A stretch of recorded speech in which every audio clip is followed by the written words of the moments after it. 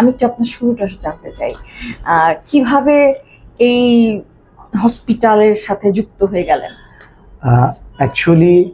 বনশ্রীতে আমরা যখন আমার কাজিন ডাক্তার ফজলুর রহমান চৌধুরী,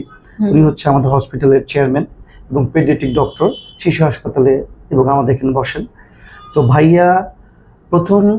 2008 সালে আমরা 8-10 জন মিলে চিন্তা করলাম যে আমাদের বনশ্রীতে যেহেতু স্বাস্থ্যসেবার কোনো কিছু নেই, ডায়াগনস্টিক সেন্টার নেই, হসপিটালও ছিল না তখন তিনি বললো যে চল আমরা সবাই মিলে একটা ডায়াগনস্টিক সেন্টার স্টার্ট করি।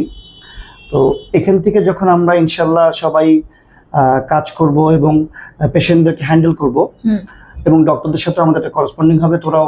যেহেতু নন প্রফেশনাল ডক্টর না, আলটিমেটলি তাদের সাথে করসপন্ডিং করলে তোদের একটা অভিজ্ঞতা বাড়বে এবং সেই অভিজ্ঞতার আলোকে 4-5 বছর পর তোরা আমরা হসপিটালের জন্য বা হসপিটাল চালাতে সক্ষমতা যে জিনিসগুলো দরকার ছিল সেই জ্ঞান অভিজ্ঞতা অর্জন করতে পারবো।